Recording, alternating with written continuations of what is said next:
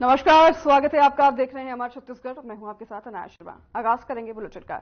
बजरंग दल कार्यकर्ता सुजीत स्वर्ण की हत्या के मामले में बचता थामा नजर नहीं आ रही, बवाल थमता नजर नहीं आ रहा। इसकी घटना के बाद से ही विश्व हिंदू परिषद और बजरंग दल के प्रशासन के खिलाफ गुस्सा दिख रहा है। प्रशासन पर भरोसा न होने के कारण विश्व हिंदू परिषद लगातार पूरे मामले की सीबीआई जांच कराने की मांग कर रहा है, जिसको लेकर विश्व हिंदू परिषद बजरंग दल रायगढ़ के सदस्यों ने शहर में रैली निकाली। क्या ये पूरा मामला है, देखिए इस रिपोर्ट में।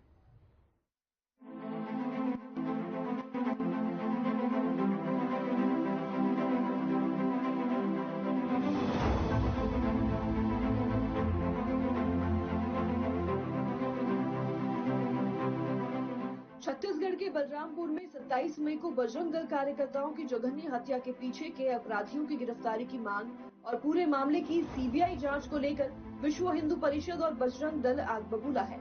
इसी बीच अपनी मांगों को लेकर रविवार को विश्व हिंदू परिषद और बजरंग दल रायगढ़ के सदस्यों ने शहर में रैली निकालकर राज्यपाल और मुख्यमंत्री के नाम जिला प्रशासन को ज्ञापन सौंपा।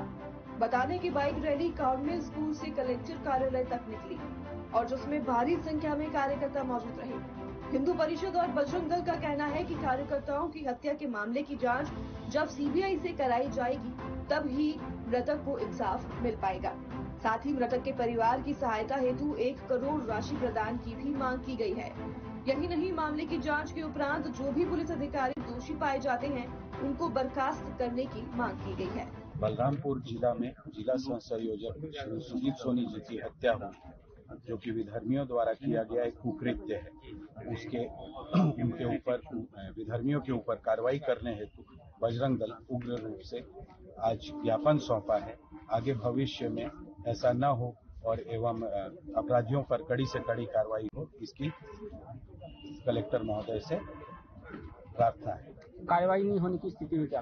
कार्रवाई नहीं होने की स्थिति में मुख्यमंत्री जी का या अन्य मंत्रियों का राजधानी स्तर पर, प्रांत स्तर पर, सभी स्तर पर घेराव और बड़ा आंदोलन किया जाएगा। मैं अमितेश गर्ग, जिला संयोजक रायगढ़ बजरंग दल। आज यहाँ क्या कहते हैं, हमारे रायगढ़ के जो भी बजरंग दल के बंधु हैं, उन्होंने जो बलरामपुर में उनके जो साथी हैं संजीव स्वर्णकार, उनकी निर्मम हत्या हुई है, उसके संबंध में जो हत्या की गई है उसके जांच के लिए यहाँ पर उन्होंने आज बाइक रैली निकाली है और हमें ज्ञापन प्रस्तुत किया है, जो कि मुख्यमंत्री जी के नाम से है, जो कि आदरणीय कलेक्टर महोदय के माध्यम से उनको प्रेषित किया गया है। और इसके साथ ही उन्होंने जो छत्तीसगढ़ में हिंदुओं के संबंध में अलग अलग जो मुद्दे हैं उनके संबंध में भी यहाँ पर मुझे जानकारी दी है, ताकि हम लोग ये ज्ञापन के माध्यम से जो भी उनकी जो मांगे हैं वो मुख्यमंत्री जी को पहुंचा सकें। मैं यहाँ रायगढ़ तहसील में नया तहसीलदार के पद पर तो पदस्थ हूँ। मेरा नाम गिरीश निम्बालकर। विश्व हिंदू परिषद और बजरंग दल लगातार सुजीत स्वर्णकार की हत्या को लेकर प्रशासन के खिलाफ विरोध जता रहे हैं और अपनी मांगों को लेकर डटे हुए हैं। अब देखना यह होगा कि क्या सुजीत के इस हत्या के मामले की जांच सीबीआई को दी जाती है और विश्व हिंदू परिषद और बजरंग दल अपनी मांगों को लेकर कब तक शासन और प्रशासन के सामने डटे रहते हैं। Bureau report.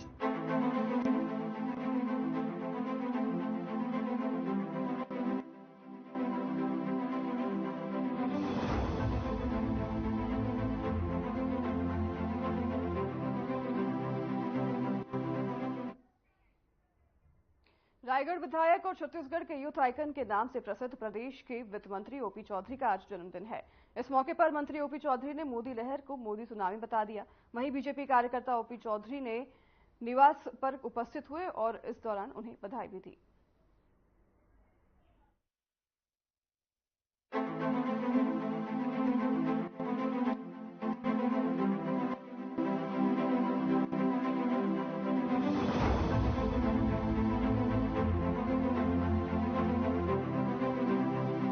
रायगढ़ से विधायक और छत्तीसगढ़ के यूथ आइकन के नाम से प्रसिद्ध प्रदेश के वित्त मंत्री ओपी चौधरी का आज जन्मदिन है। इस मौके पर ओपी के समर्थकों और बीजेपी कार्यकर्ताओं का उत्साह देखते ही बन रहा था। सैकड़ों की संख्या में कार्यकर्ता ओपी चौधरी के निवास पर उपस्थित हुए और ओपी चौधरी के नए विधायक कार्यालय का विधिवत पूजन कर उद्घाटन किया। पूर्व विधायक विजय अग्रवाल के साथ स्थानीय बीजेपी नेताओं की उपस्थिति में ओपी चौधरी ने केक काटकर जन्मदिन सेलिब्रेट किया। वहीं ओपी चौधरी ने कहा कि एग्जिट पोल में एनडीए की जो बढ़त दिखाई दे रही है वो मोदी लहर नहीं बल्कि मोदी सुनामी है। प्रदेश में लोकसभा की सभी 11 सीटों पर कमल खिलने को लेकर ओपी चौधरी ने कहा कि प्रदेश की जनता प्रधानमंत्री मोदी को न केवल सभी सीटें दे रही है, बल्कि जीत में वोटों का मार्जिन भी बढ़ेगा। ओपी चौधरी ने आगे कहा कि देश की जनता ने 2 बार पीएम मोदी को अपना आशीर्वाद दिया है। उनके नेतृत्व में देश ने विशिष्ट उपलब्धियां हासिल की हैं और इस बार भी नरेंद्र मोदी के नेतृत्व में एनडीए की सरकार बनेगी और भारत विश्व पटल पर नई ऊंचाइयां हासिल करेगा। ओपी चौधरी ने अल्प समय में प्रदेश की विष्णुदेव साय सरकार की तरफ से किए गए कामों को भी गिनवाया। उन्होंने आगे कहा कि हमने अब तक के करीब 4 महीने के कार्यकाल में ही अपने मैनिफेस्टो को पूरा करने की दिशा में महत्वपूर्ण कदम उठाया है। आने वाले समय में प्रदेश की पिछली कांग्रेस सरकार की कमियों को दूर करते हुए प्रदेश की प्रगति को नई ऊंचाइयों तक ले जाएंगे। जी, आप सबको बहुत बहुत धन्यवाद। आप लोगों का इतना प्यार, सम्मान और आशीर्वाद हमेशा मिलता है, उसके लिए मैं तहे दिल से आप सबका शुक्रिया अदा करता हूं और जीवन भर आप लोगों का जो आशीर्वाद मिला है उसके लिए जीवन भर ऋणी रहूंगा। एग्जिट पोल आ चुके हैं, लगभग 5 एग्जिट पोल भाजपा के पक्ष में दिखा रहे, 36 और 3 सीट दिख रही है। क्या कहना है आपका इस संबंध में? इतना ही कहना है कि नरेंद्र मोदी जी को भारत देश की जनता ने 2 बार आशीर्वाद दिया, इसके कारण भारत को एक नई ऊंचाई पर पहुंचाने का काम नरेंद्र मोदी जी ने किया है। तीसरी बार आशीर्वाद देने के लिए जनता उनकी क्रेडिबिलिटी के कारण, उनके निस्वार्थ सेवा भाव के कारण, उनके देश के प्रति समर्पण के कारण पूरे देश की जनता जनार्दन एक लहर के रूप में नहीं बल्कि एक सुनामी के रूप में मोदी जी को आशीर्वाद देने के लिए आगे बढ़ी है। एग्जिट पोल जो आकलन कर पा रहे हैं, मुझे लगता है वो मात्र लहर है, असली सुनामी तो 4 जून को दिखाई देगी। 4 जून को दिखाई देगी। आपको जिस प्रकार लग रहा था शुरू में छत्तीसगढ़ में क्लीन स्वीप हो रही है, क्या वाकई क्लीन स्वीप हो रही है? कांग्रेस दावे कर रही थी। एग्जिट पोल के नतीजे साफ तौर पर कह रहे हैं कि 10 या 11 सीट छत्तीसगढ़ में आएगी, लेकिन मैं मानता हूं कि जितना आकलन एग्जिट पोल में है उन वोट के मार्जिन का डिफरेंस भी बढ़ेगा और 11 में से 11 सीटें भी छत्तीसगढ़ की जनता जनार्दन मोदी जी को 11 कमल के फूल के आशीर्वाद स्वरूप प्रदान करेगी, ताकि भारत देश को विश्व मानचित्र पर सबसे प्रमुख, सबसे बंधुत्व वाले राष्ट्र, सबसे महत्वपूर्ण राष्ट्र के रूप में स्थापित करेगा। डबल इंजन की सरकार फिर से बन रही है, क्या बड़े मुद्दे रहेंगे जिसके चलते जनता से वादे जो पूरे किए थे वो पूरे? आपने देखा कि 4 महीने का मुश्किल से हमको समय मिला था आचार संहिता के पहले सरकार बनने के बाद, उसमें ही 2 साल के किसानों को बोनस देने के लिए 3,716 करोड़ रुपए, 24,72,000 किसान भाइयों को अंतर की राशि कृषक उन्नति योजना अंतर्गत 917 रुपए अंतर की राशि के लिए 13,320 करोड़ रुपए, माताओं बहनों के लिए महतारी वंदन योजना, युवा साथियों को जो वादा था कि हम सीबीआई जांच कराएंगे पीएससी घोटाले का, उस पर आगे बढ़ना, कर्मचारी साथियों को 4% डीए बढ़ाना। हर ऐसा कोई वर्ग नहीं है जिसके लिए विष्णुदेव साय जी के नेतृत्व में हमारी सरकार ने काम न किया हो।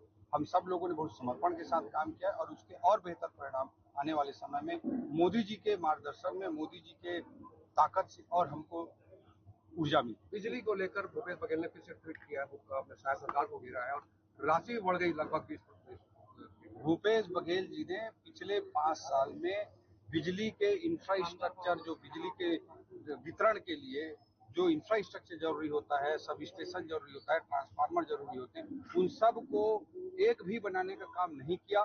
उसके कारण लोड बढ़े हुए हैं और उसी लोड का परिणाम हमको देखने को मिल रहा है कि अलग अलग तरह के फॉल्ट आ रहे हैं। ये 5 साल के कांग्रेस के खराब कार्यों, बिजली विभाग में खराब जो कार्य थे उसके कारण हुआ है। आने वाले 1 साल के 1.5 साल के अंदर पूरी तरह से हम इलेक्ट्रिसिटी के डिस्ट्रीब्यूशन के इंफ्रास्ट्रक्चर पर काम करेंगे। सब स्टेशन, ट्रांसफार्मर और बिजली व्यवस्था प्रदेश में बहुत अच्छे तरीके से पहले जैसे भाजपा की 15 सालों में चलती थी वैसे। अपने जन्मदिन के मौके पर प्रदेश के वित्त मंत्री ओपी चौधरी ने बीजेपी की कई उपलब्धियों के बारे में बताया, साथ ही 4 जून को चुनाव में आने की भविष्यवाणी भी कर दी। Bureau report.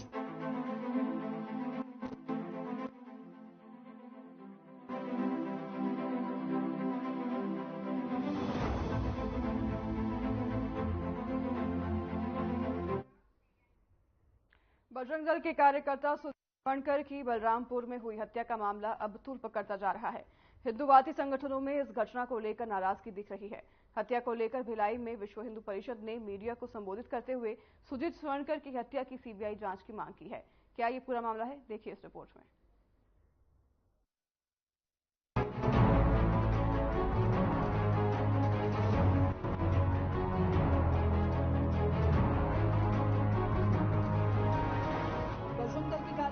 हत्या को लेकर तनाव बढ़ता जा रहा है। एक और ऐसी आपराधिक घटना प्रशासन पर सवाल खड़े करती है, तो दूसरी ओर इस तरह की वारदात से सांप्रदायिक माहौल खराब होने का भी डर रहता है।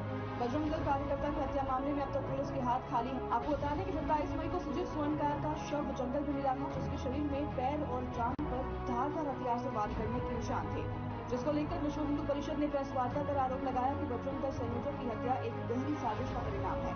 उन्होंने कहा कि सुजीत लगातार गौरक्षक का कार्य कर रहा था, लेकिन पुलिस ने निर्ममता पूर्वक हत्या को करंट लगने से मौत होना घोषित कर मामले में लीपापोती कर दी, जिसको लेकर विश्व हिंदू परिषद ने पूरे मामले की जांच सीबीआई से कराने की मांग की है।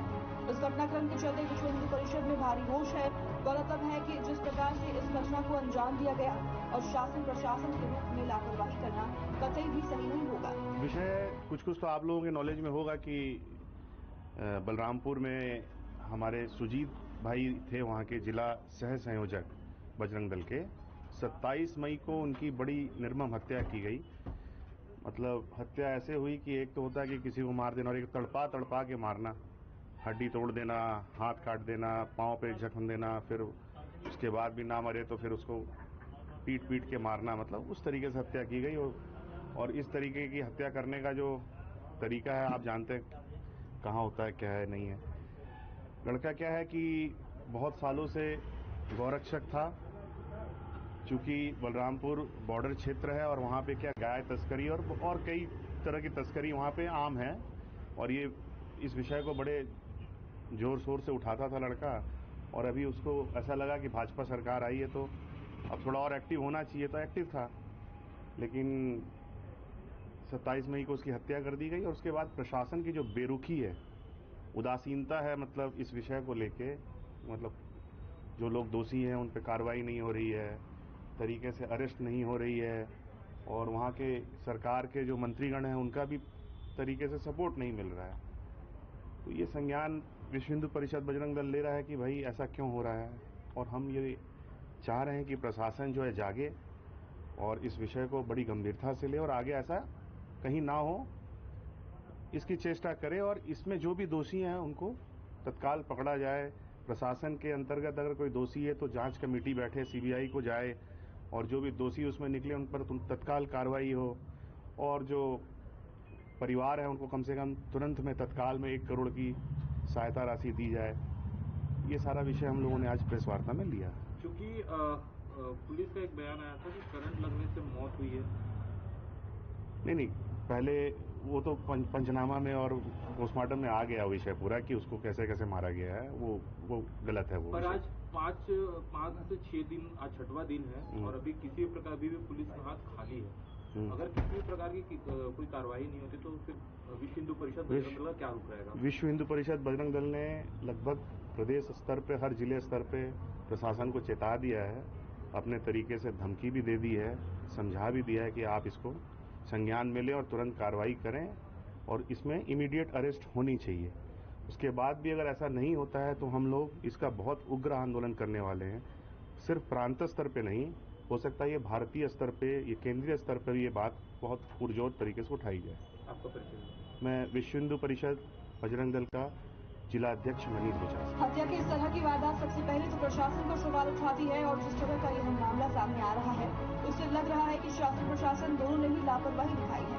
वहीं अब इस मामले में विश्व हिंदू परिषद ने सीबीआई जांच की मांग की है। अब देखना यह होगा कि प्रशासन इस मामले में आगे किस तरह से कार्रवाई करता है। Bureau report.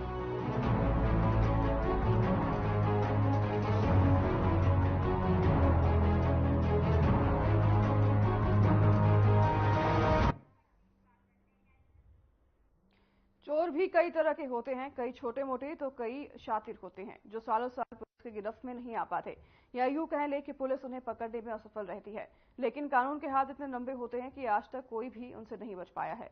ऐसा ही एक मामला सक्ती जिले से सामने आया है, जहां पुलिस ने पिछले 2 सालों से चोरी की घटना को अंजाम दे रहे चोर को गिरफ्तार किया है।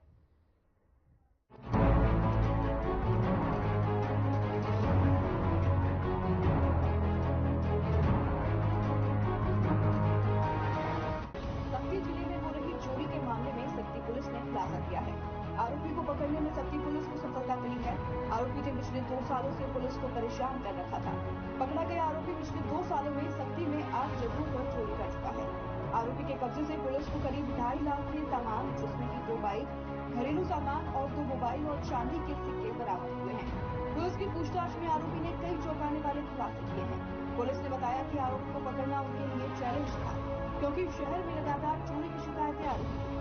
आरोपी चोरी की वारदात के बाद कई जगहों पर पुलिस के लिए पकड़ के दिखाओ और फिर मिलेंगे लिखकर चैलेंजिंग मैसेज छोड़ जाता था। पुलिस ने ये बताया कि आरोपी तक पहुंचने के लिए उन्हें साइबर टीम, सीसीटीवी फुटेज और पुलिस की मुखबिर की मदद ली गई थी, जिसके बाद आरोपी को पकड़ने में पुलिस को सफलता मिली। पुलिस की पूछताछ में आरोपी ने कई चौंकाने वाले खुलासे किए हैं। आरोपी ने बताया कि ये सब चोरियां वो अपनी अय्याशी पूरी करने के लिए करता था। आरोपी चोरी के पैसे से अपनी प्रेमिका को महंगे तोहफे दिया करता था और जब पैसे खत्म हो जाते तो फिर किसी घर या दुकान को निशाना बनाया करता था। इस तरह पिछले 2 सालों में आरोपी ने 8 जगहों पर चोरी की घटना को अंजाम दिया है। शक्ति नगर में सिलसिलेवार जो चोरियां हो रही थी और पुलिस को इसमें चैलेंज भी किया जा रहा था कि आप मुझे पकड़ कर बताएं। इस तारतम्य में पुलिस अधीक्षक महोदय के द्वारा जो है साइबर टीम और थाने स्तर पर विभिन्न टीम करके मुखबिर सूचना संकलन की जिम्मेदारी दी गई थी। इस आधार पर यह ज्ञात हुआ कि पुरैना पारा का निवासी जो देवा यादव है, उसके द्वारा इस घटना को अंजाम दिया जा रहा है, जिसको पकड़कर जब पूछताछ किया गया तो इन्होंने शक्ति नगर के 8 जगह पे चोरी करना स्वीकार किया है। और मैं बताना चाहूंगा कि ये जो दुर्गा टायर में चोरी हुआ था लगभग 2 साल पूर्व, 7 माह पूर्व जो रोहित अग्रवाल के घर में चोरी हुआ था, और दुर्गा टायर के बगल में जो किराना दुकान है वहां से भी चोरी हुआ था लगभग 12,000 का। MK इलेक्ट्रॉनिक्स और नरेश अग्रवाल जी के इलेक्ट्रॉनिक्स दुकान से, शिव ऑटो पार्ट से और किसान बीज भंडार से और बंसल प्लास्टिक से जो चोरियां हुई थी वो उसको इस आरोपी ने अपने कबूलनामे में स्वीकार किया है। और इसके पास से विवेचना दौरान हमने एक नियो बाइक, एक एक्टिवा जो अपनी प्रेमिका को दिया हुआ था, और 2 एंड्रॉइड मोबाइल, 5 नग चांदी के सिक्के जो अभी बंसल प्लास्टिक से चोरी हुए थे, एक कूलर, टेंट का सामान और डीजे का बॉक्स इसने जब्ती कराया है।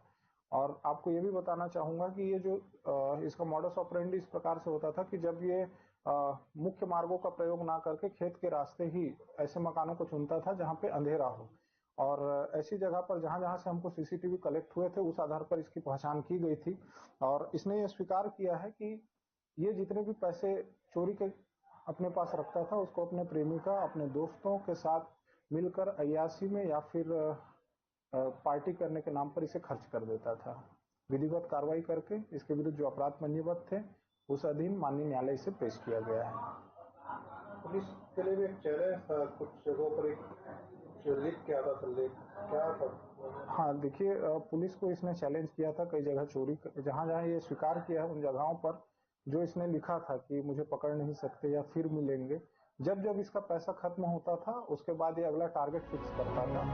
प्यार में लोग क्या क्या नहीं करते, लेकिन इस चोर ने तो अपनी प्रेमिका को खुश करने के लिए पूरे शहर में डाके डाल दिए। हालांकि पुलिस ने कड़ी मेहनत के बाद 2 साल बाद चोर को पकड़ लिया है।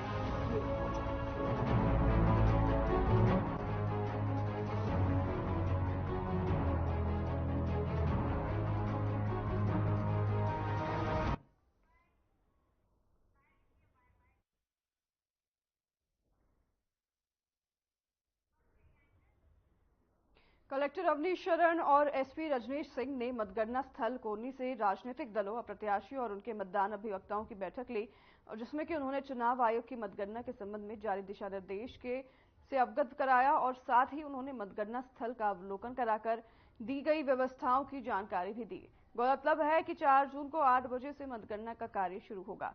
बैठक में मिले सुझावों को नोट करके अधिकारियों को दिशा निर्देश दिए गए। भीषण गर्मी को ध्यान में रखते हुए मतगणना स्थल पर तमाम व्यवस्थाएं बनाई जा रही हैं।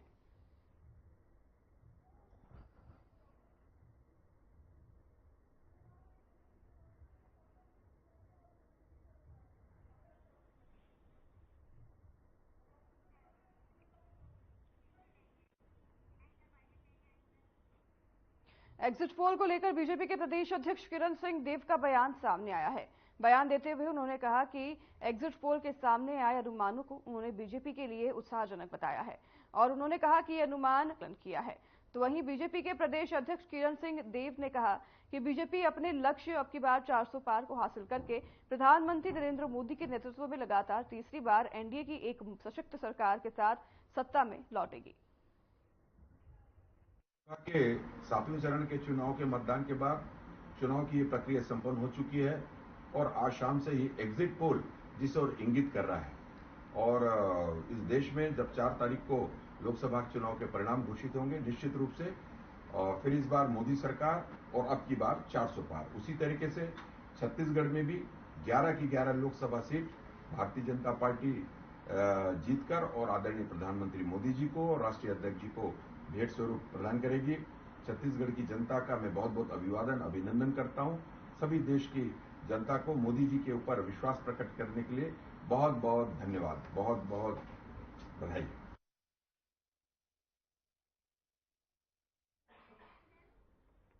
आईएएस रायपुर में 2 दिवसीय चिंतन शिविर का आयोजन किया गया, जिसमें आईसीसीआर के अध्यक्ष डॉक्टर विनय सहस्त्रबुद्धे ने जनकल्याण से सर्वोदय विषय पर जीवन को आसान बनाने के लिए व्याख्यान दिया। वहीं मुख्यमंत्री विष्णुदेव साय की पहल पर सुशासन और विकसित छत्तीसगढ़ का रोड मैप तैयार करने के लिए देश के जाने माने विषय विशेषज्ञों के साथ बौद्धिक विचार विमर्श के लिए 2 दिवसीय चिंतन शिविर का आयोजन किया गया था। इस शिविर में छत्तीसगढ़ सरकार के उप मुख्यमंत्री और सभी मंत्रीगण शामिल थे।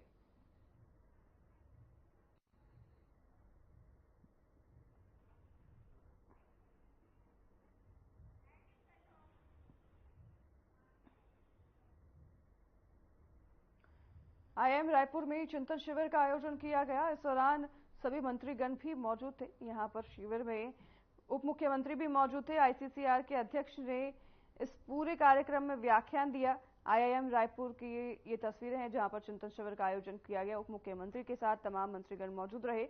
वहीं आईआईएम रायपुर में चिंतन शिविर के कार्यक्रम में आईसीसीआर के अध्यक्ष ने पूरे कार्यक्रम में व्याख्यान दिया है।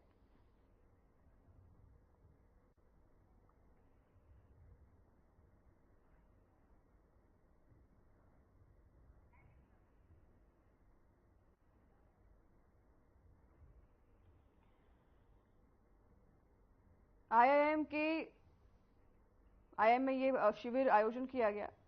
आईआईएम रायपुर में चिंतन शिविर का कार्यक्रम का आयोजन हुआ, जिसमें कि उप मुख्यमंत्री के साथ तमाम मंत्रीगण मौजूद रहे। और आपको बता दें कि आईसीसीआर के अध्यक्ष ने इसकी व्याख्यान की। जन कल्याण से सर्वोदय पर व्याख्यान दिया गया। तमाम मंत्रीगण इस दौरान इस कार्यक्रम में मौजूद दिखाई दिए। आईसीसीआर के अध्यक्ष इस दौरान उन्होंने मौजूद होकर अपना व्याख्यान दिया। कार्यक्रम में जन कल्याण से सर्वोच्चय पर उन्होंने अपना व्याख्यान दिया। उप मुख्यमंत्री इस कार्यक्रम में मौजूद रहे, उनके साथ तमाम मंत्रीगण मौजूद रहे। आईआईएम रायपुर से ये तस्वीरें सामने आई है जहां पर चिंतन शिविर का आयोजन हुआ। आईसीसीआर के अध्यक्ष ने इस पूरे शिविर में व्याख्यान दिया। आपको बता दें कि जन कल्याण से सर्वोच्चय इस पर व्याख्यान दिया गया। इस दौरान उप मुख्यमंत्री और तमाम मंत्रीगण भी मौजूद रहे।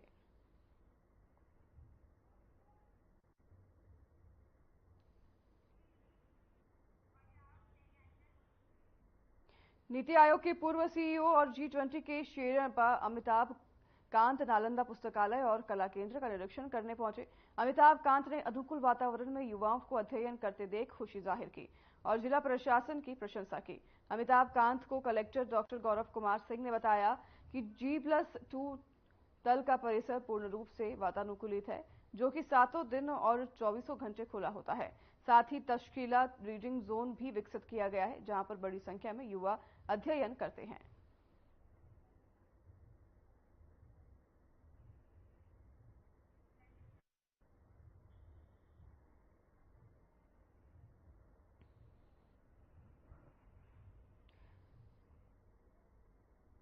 कला केंद्र का निरीक्षण किया गया। आपको बता दें कि कला केंद्र का उद्घाटन हुआ है। अमिताभ कांत इस दौरान यहां पर पहुंचे और उन्होंने कला केंद्र का निरीक्षण किया और इस दौरान उन्होंने इस कला केंद्र को सर्वोच्च बताया है। यहां पर वातानुकूलन के लिए सभी व्यवस्था की गई है।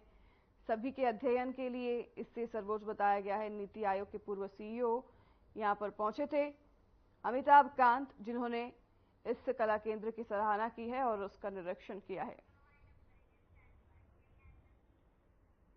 तो फिलहाल इस बुलेटिन में बस इतना ही। नमस्कार।